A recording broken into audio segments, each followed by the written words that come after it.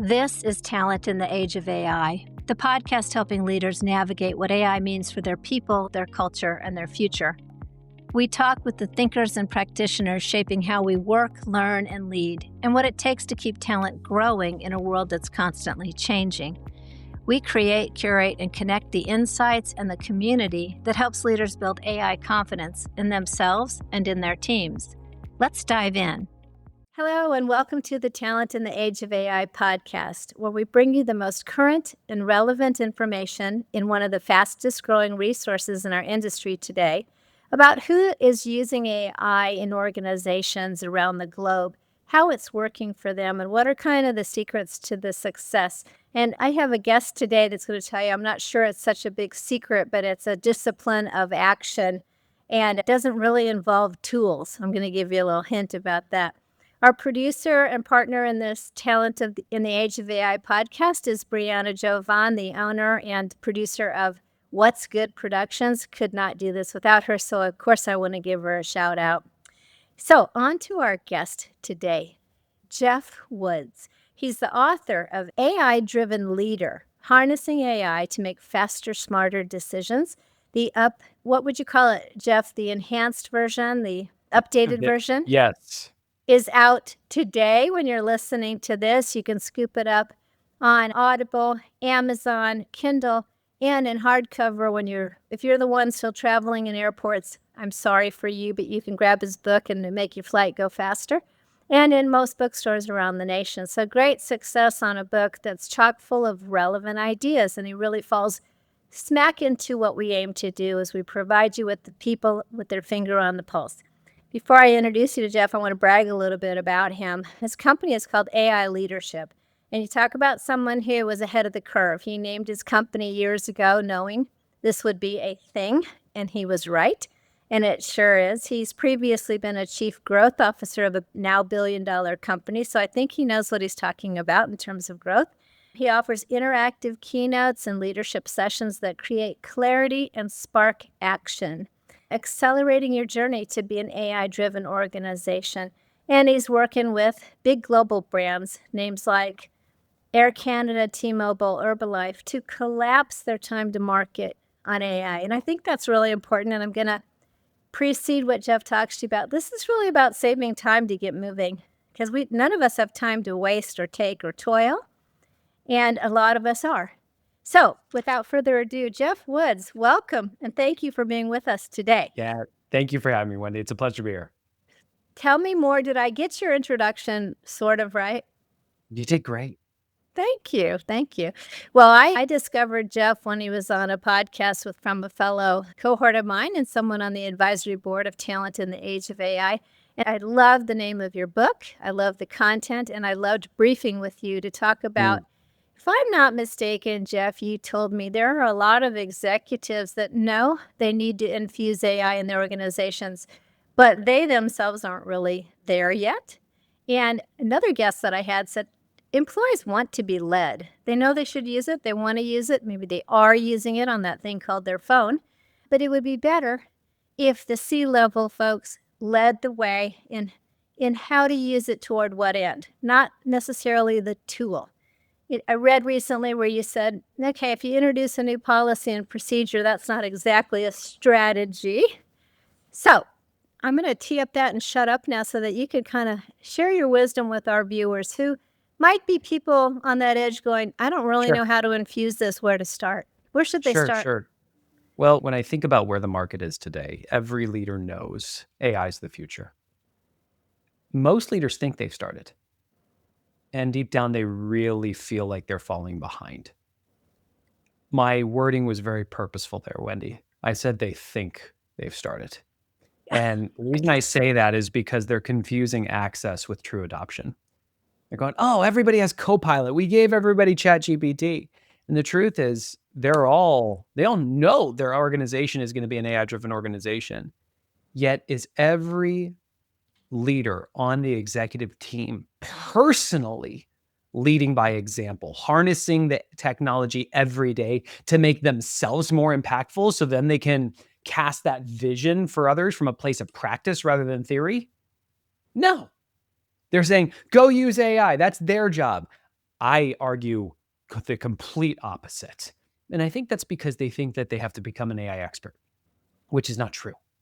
But they do have to become an AI-driven leader, meaning they are using the technology just enough that now they can credibly cast a vision for the future. They can define their strategy for how they're going to win, and they can start to lead the change inside their organization. I really love that. Don't you think that's rooted in intimidation and fear of feeling stupid?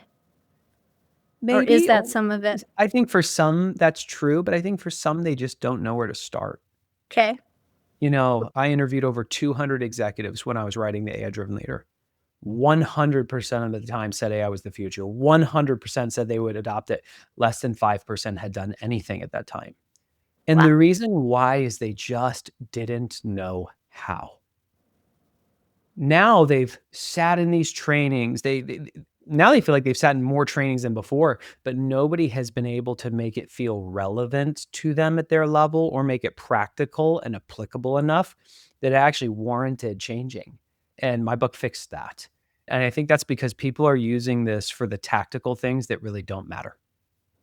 Because they're approachable, right, Jeff? Yep. Yeah, well, they're writing better emails or they're using it like Google. But the last time I checked, you didn't get your last promotion because of the quality of the emails that you wrote. And Yeah, go ahead.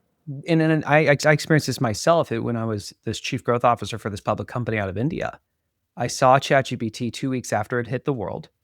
I saw it as the next skill. I made a choice not to delegate it to my team or to IT or to hire a consultant. I said, I need to personally learn this. But Wendy, I started using it for all the things that didn't matter.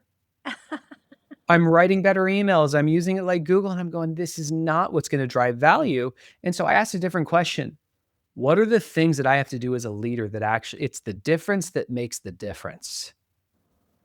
It's your ability to think strategically. That's the difference between growing your business or going out of business. And I realized I have this skill of asking leaders great questions to unlock new levels of growth. Why am I asking AI questions? And instead, could I turn the tables and make it ask me questions, not as an assistant, but as a thought partner? Oh, I love that, Jeff. That was a game changer, and that's why the book has done what it has done over the last 18 months. I mean, it's number 1 in the world because it has helped leaders start in a way that matters. I think it's such a grand vision and it's such a beautiful way to think about it. And I don't think anybody's talking about it in this way. Yeah. I recently attended a conference of one of the leaders in the industry, and there was no energy, number one, in the room, and nobody was talking about AI in anywhere near where I am, let alone what you just said. It's how do Mhm. you do prompts and all these job descriptions out there for young ones who could come in and be the AI manager or the prompt manager. That's so implementation tactical level. I Correct. love it as a thought partner and allowing it to ask you and challenge you, the leader, on how to do this better. That is really visionary and insightful. No wonder it's getting traction. Yeah. And I can share a real world example of this. I was with a leadership team and I asked a question that I ask every group, which is what are the biggest problems that you are facing in the company, period? If we could just solve them, it unlocks a new level of growth for you. Wendy, the question is strategic. For a guy who wrote a book about I don't care about AI. Right, And the reason I right. say that is AI adoption is not the goal of any company. Every business wants to become a better business and create better lives. AI can certainly help you do that, but it can also distract you from it. The CEO looks at me and he goes, okay, I got a big problem.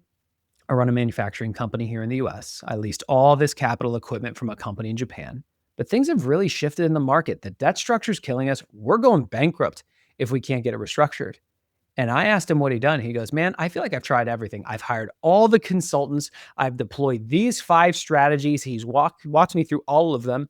None of it has worked because this is a public company in Japan and the board has stepped in, refusing to restructure the debt because they think they will lose face in Japanese society. Okay, I am understood. out of options. We are going out of business. Do you Oh, think AI can help? You wouldn't think that avoiding bankruptcy would be a great use case for ChatGPT. Just wait. Anytime I approach a conversation with AI, I have a very specific way that I talk to it to get it to be a thought partner. It's called CRIT, stands for context, role, interview, task. If you just, this section that I'm about to show you, if you just rewind this and pay close attention to this, it'll take you to top 1% of people in the world using this.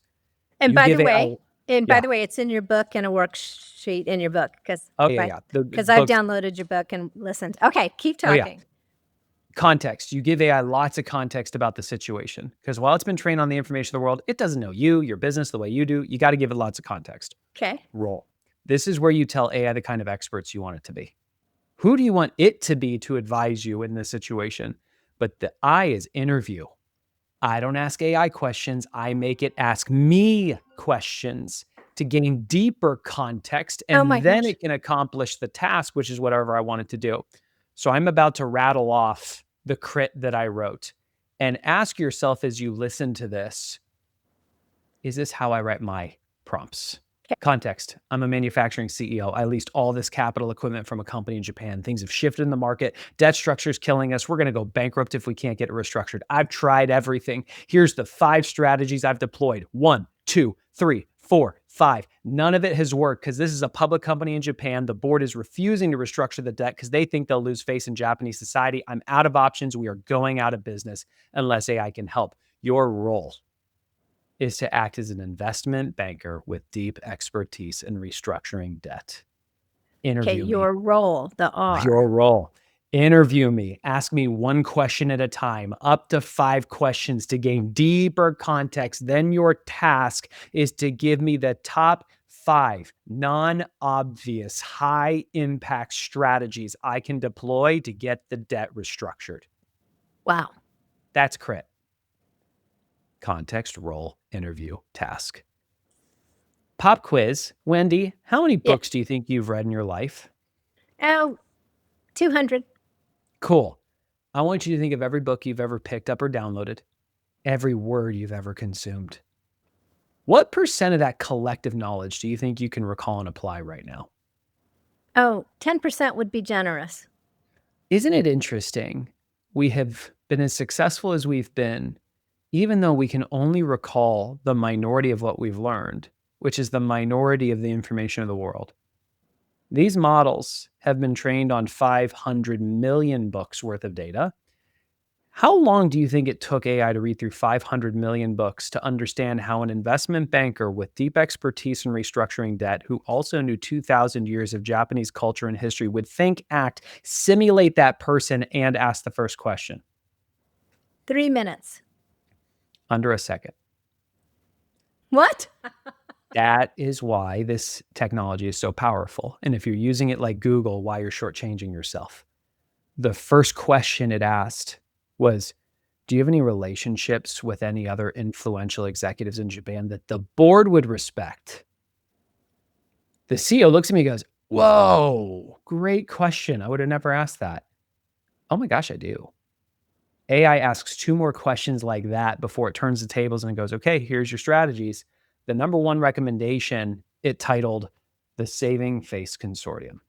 I love that. It said, you have enough relationships with all the right people in Japan. Why don't you just approach them to acquire your debt? Give them really favorable terms. Your debt will get restructured. Your board will save face. I turn and I look at him. He's actually holding back tears.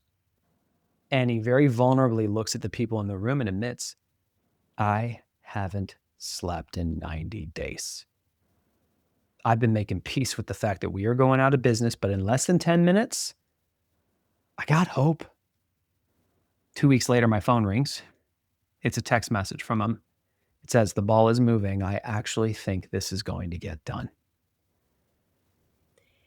It was knowing not just the right questions, but the right direction. Yes. And I think the world is so focused on prompts. You're talking about something so much greater and so much more strategic than knowing a prompt. I've never heard of anything like it, Geoff, and it's obvious that it works. And, I myself in other podcast interviews, I'll call AI like a toddler who wants to please you. Well, that's because of how I treat it, right? Yeah, Versus I you treat said, let's treat it like a strategic partner in oh, the yeah. world with us. Oh, yeah. I treat it legitimately like a board. I've actually constructed my own AI board because I founded AI Leadership. I self-funded the company, have scaled it without any outside capital, so I don't have investors or a board, and it's also pretty lonely at the top. And I've had so many moments where I felt lost, unsure what to do next, and I'm sitting here going, "I can tap into the intelligence of the world. How can I do this?" And I wrote a crit where I gave it all of my strengths and weaknesses, personality profile, past assessments I had done, business planning documents, culture documents, 10-year vision. And I had it interview me to identify what were the skills and strengths that I was missing that I would need to acquire to get to where I want to go over the next 10 years. And based on that, had it research famous people that exemplified those skills and built personality profiles for those people to be on an AI board. Steve Jobs is on my AI board for vision, product design, and strategy, but he is not allowed to give me advice on being a husband, a father, or a leader. And I'm not kidding. I'm 100% serious. He is literally I'm custom sure. architected to not talk to me about family life because he's not my model there. Warren Buffett is on my board for long-term planning and risk mitigation. My future self, 30 years in the future, is on my board so that the man I want to become has a voice in advising me every day. So, I mean, like literally this morning, I'm staring. I have a thinking chair in my office. It's this beautiful brown leather chair just for strategic thinking. Like I take it that seriously. And this morning I was sitting there with pen and paper. Yes, the AI guy uses pen and paper Yeah. first, where I'm thinking about our business plan and what changes need to happen. And I'm doing deep thinking, getting it onto paper first. But then I went to my AI board and shared my thinking and had it conduct an interview. And based on that, I am now going to make shifts to our business plan that will change the focus of every person in my company for the next 6 months. And do you like what it reveals? Of course, because it helps. It's tough to read the label when you're inside the box. I love that. My ego is not so big to think that I have all the answers. I am increasingly aware of how inferior my own brain is. All right. And okay, go back to your guy hasn't slept for 90 days. I'm the Yeah. owner of 3 businesses. I've been there. You Yeah. said it's lonely at the top. I think what you're unveiling is that it really doesn't have to be. Mm-mm. When we build a responsible board, I think it's really easy for people to go out there and go, hey, put Bill Gates and Warren Buffett and Steve Jobs on my board. Well, why those guys? They might not be right for you. Correct. And to put in your profile, we've all done Emergenetics, DISC, Myers-Briggs, et cetera. You know, let that profile tell you honestly who I am, because I'm probably not going to honestly tell you because I don't want you to think ill of me. I love that. Um, Yeah, take any personality profiles you have, put them into chat or whatever tool you're using, and ask it how you burn your conative energy, which conative energy is the type of energy that when you burn it, it comes back in multiples. So it okay. actually replenishes you. I fed it my Colby, and as a 3393, the things that it said back to me in terms of how I should be structuring my week and investing my time to optimize my energy blew my freaking mind. Really? Oh yeah, And were you doing any of it? some, It some. informed you beyond what you Oh thought yeah, was. I want to take a quick break so we can hear from advertisers that support this infinitely visionary knowledge. AI isn't just coming, it's here. But for HR and L&D leaders, the real challenge isn't the technology. It's translating AI into workforce capability and leadership behavior. At Talent in the Age of AI, we center everything around one question. So what? What does AI actually mean for how you develop people and prepare your organization? Don't just react to change, lead it. Become a member today at talentintheageofai.com. Okay, we're back. My guest is Geoff Woods. He's the author of The AI-Driven Leader, Harnessing AI to Make Faster, Smarter Decisions. And if you've listened to the first half of this podcast so far, you've gotten a wealth of information, including his acronym CRIT, which you can find in his book, which is available on Amazon, Audible, bookstores everywhere, including airports. If that's your deal and you're still traveling, I feel sorry for you. Crit, if I'm right, Geoff, means context, role, interview, and task. And I'd have people rewind to listen how you describe how you actually used it, because what the podcast seeks to do is give actual examples of how it's working, not theoretical ways to do better prompts, etc. And you've unearthed a way to think about prompts. And in fact, tasking your AI agents to ask you, to prompt you, challenge you with things to think about. And it blows your mind. I love that. I have the good fortune to know Warren Buffett. When you talk about him, he's on your board. And I will tell you something, his cognitive knowledge is reading all day long, every day, gets a stack of things to read. And he reads what interests him, and then he makes decisions that have, created billionaires galore around the world. But one thing he shared with me is that before he invests in a company, he asked to read the will of the CEO. And I think that's a fascinating practice, because then so it's not just about numbers with him. It's about humans, and it's about how people think and what's important to them. And he shared one of those wills with me, and it was a fellow millionaire who left hundreds of thousands of dollars to care for his dog when he was dead. So you talk about insight into a human. So tell me about the human-computer interaction part of AI. You have a board of agents, right? They're not real. Their agents are referencing what these folks on your board might say. But how do we keep the humanity here? Yeah. The whole mission of my company, AI Leadership, is better leaders, better businesses, better lives.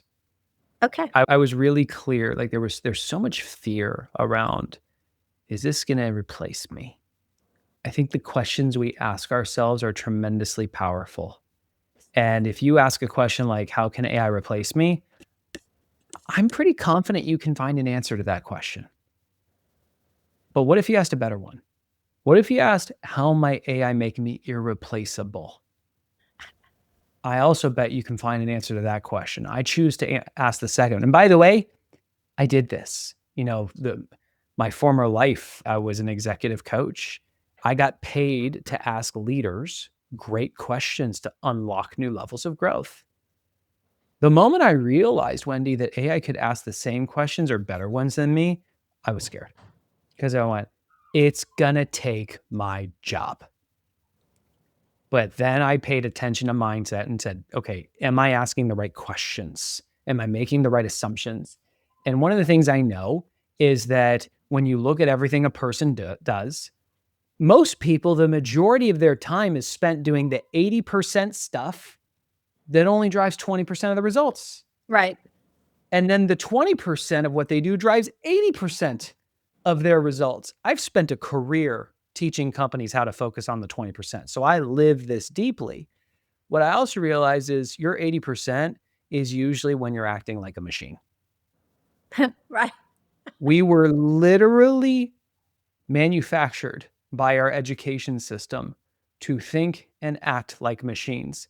Because in 1900, John D. Rockefeller realized kids coming out of school didn't have the skills required to work in factories. So he invested the equivalent of $2.3 billion today to reshape the public education curriculum to teach kids the right skills for the Industrial Revolution. As a result, people now show up to work on time, take direction from a boss, do something repetitively with minimal error, with maximum efficiency. So hopefully they can get promoted, make more money, and one day live a good life. That's acting like a machine. What if that goes away? What's left? It's what makes you human. It's the things machines can never do. But if the majority of your job requires you to not act like a human, that can be a little bit scary. But might this be a great liberation rather than a great disruption? And how can you truly get in touch with what are your greatest strengths? What is it that makes you, you, whether or not you're even harnessing those strengths in your job today? And how can you harness those strengths? Focus them on the 20% priorities of your role in alignment with company goals, and use your strengths or AI to turn those strengths into superpowers. Because when you do that, you realize it can never replace you. It can only enhance you. I really see, Geoff, you are a master at the questions. Mm-hmm. And because of your experience, you've been around the block. You were trained to ask execs their questions, poke and prod. And then you asked, how could I be replaced? And like, ooh, crap, maybe I can. So, but no, who am I? What are we going to do with all this time? You have a beautiful brown leather chair for strategic thinking. And I'm guessing you don't allow any other activity to go on in that chair except strategic thinking. I think that, back to your point, we're automatons and we're on a wheel, we're rats on a wheel, and we're taught you better fill in your 8 hours a day, your 40 hours a week, and you better do your timesheet that proves you're productive because you wrote something down that you did. It doesn't matter if it really inured to productivity. I think a lot of people, the internet was going to save us all this time. This was the washing machine, by the way back. But we just fill the time like mercury with tasks, Correct. right? Correct. And organizations aren't rewarding strategic time or a time in a brown leather chair in the office for someone to ruminate. They'll fire them on the spot because they'll think they're being lazy and screwing off. Maybe. I don't know. Hopefully If you work for not. that, But how do you yeah, convince a whole machine? I don't. Your book? I don't. I start with one. I start with one person. Because the thing is, if you're at the top, they know the value of strategic thinking time. They know the value of that. And I think with AI, it's people are more open-minded to that than ever before. But Okay. I think there's an assumption in here that we have to challenge, which is, what if my org doesn't tolerate this? Or what if my boss doesn't support this? Why are you giving your power away? Here's the thing. If you are waiting for your boss or your company to develop you, you're in trouble. Right. That is industrial thinking. And I'm going to tell you, with AI, you have to invert it. In my company, it's a core value. It's called leading with agency. Okay. So I'll give you a real world example of not only leading with agency, but also using AI to make you irreplaceable. Marianella is my former executive assistant. When she started, I gave her the job description and I said, here's the KPIs that you have to execute exceptionally well in order to own 100% of your job. Now, pay attention to what I'm about to say. I want you to become an AI-driven leader. We are an AI-driven organization. Part of that means that it's your job to own your development, your growth plan in this company. My job as the CEO is to ensure that the company and the culture is a container that makes that possible. But I will not grow you. You need to grow yourself. So here's my ask. Every week, you need to hunt me down and ask me to score you on a scale of 1 to 10 on every KPI. And if I don't give you a 10, you have to ask me what you can do differently next week so it's a 10. And when you show up, you better have an AI note taker recording, because I'm only going to say it once. I love that. And you need to be able to capture what I say and store this as an asset. And so week after week for 4 months, Wendy, every week she's finding me. I need you to score me. And she's got her note taker running and I'm giving her feedback. And I am a tough scorer because I take a stand for people's greatness when they might be fighting for their limitations. So if I give you an 8, that's like most people's 12s. By the end of 4 months, she's a 10 out of 10 on everything. Wow. Meaning it's time to create a bigger opportunity. It's time to promote her. Old way of doing that is that the boss is arrogant enough to think that they should architect the job description that's going to maximize the impact of that person. And they say, fit inside this box that is a job description. That's the old way of doing things. I went to her and I said, it's time for more opportunity. I want you to pull those transcripts of the feedback I've given you every single week for 4 months. I want you to write a crit.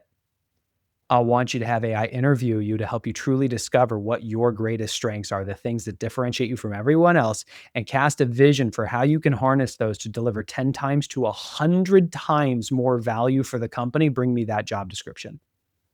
I love that. She goes, okay. Now, to be clear, before working with me, she knew how to spell AI. That was it. Wow. She had never even played with ChatGPT. Wow.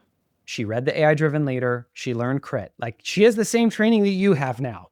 Okay. She comes back to me the next week and she goes, I'm ready with my vision. Based on my strengths, for me to bring 10 times more value, here's the 20% things I'm currently doing that I need to double down on. Here's the things I'm not doing that I really should be doing. They'll bring 10 times more value. But if I focus in these two categories, here's the long list of all the things I'm currently doing that I'm going to have to stop. Now, I've segmented them into 3 groups. Here's the ones we should just stop. They don't matter. Here's the ones I can get AI to do for me. Here's the ones that require a person. Based on that, here's the job description for my replacement. May I hire them?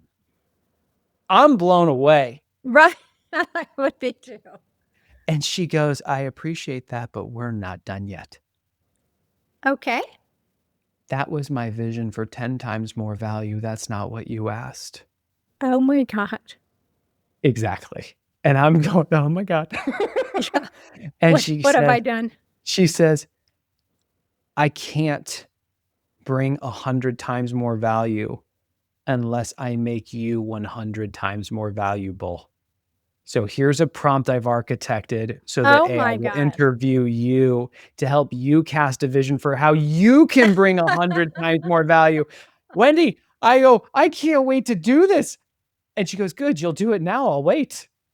And she literally waits while AI interviews me for like 20 minutes, spits out this vision, but spits out this comprehensive system with rules that we would have to embed in the company.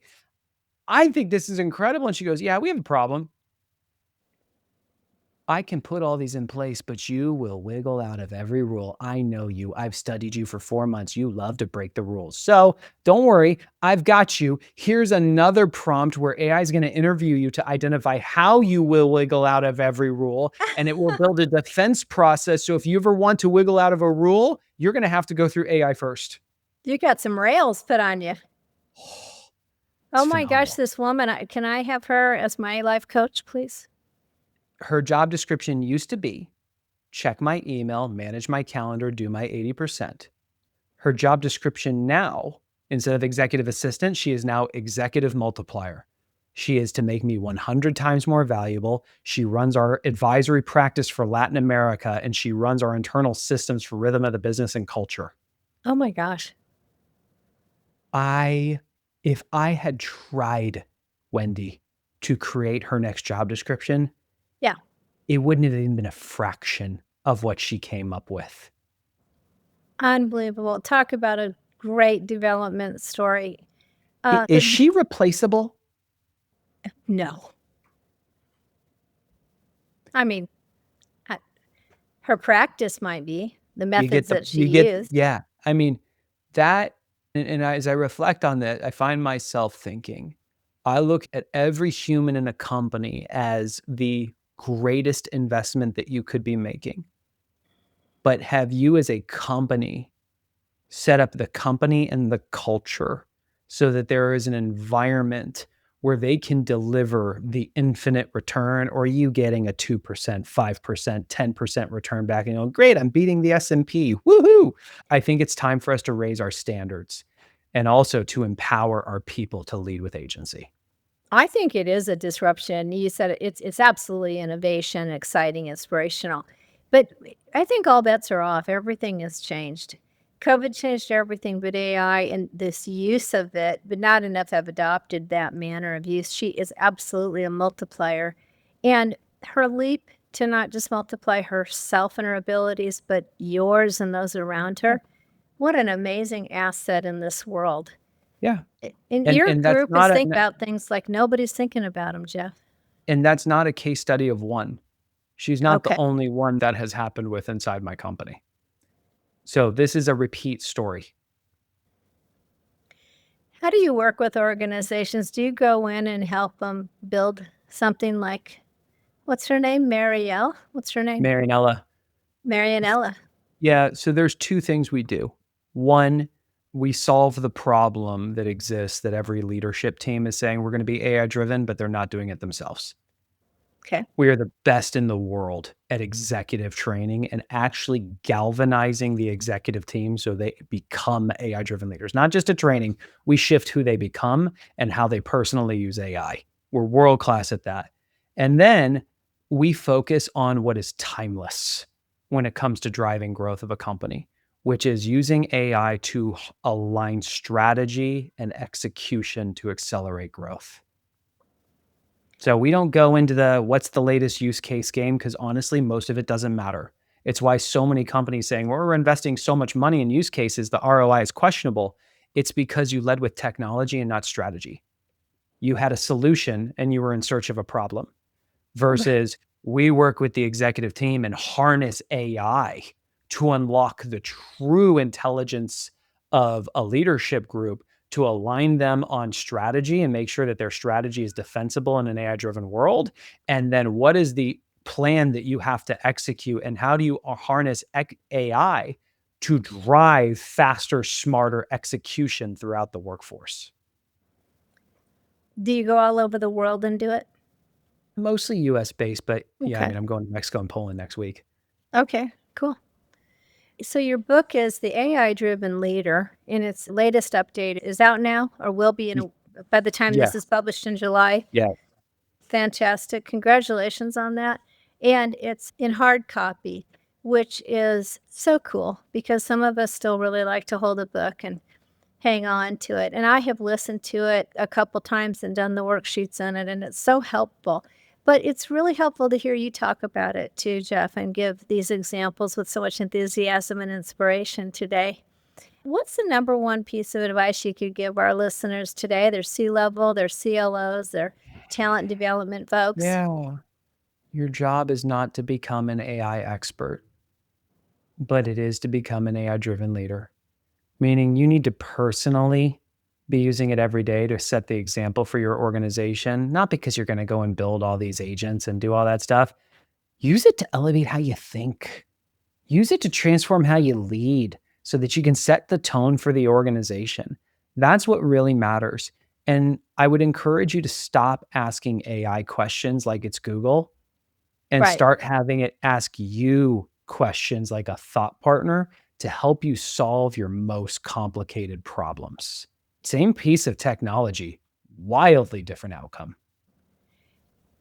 In 3 to 5 years, will we be able to know the companies that took your advice and are using it in the way you advise? I Will it don't be know. evident? I think so. I think there's a quote from Eric Schmidt, the former CEO of Google.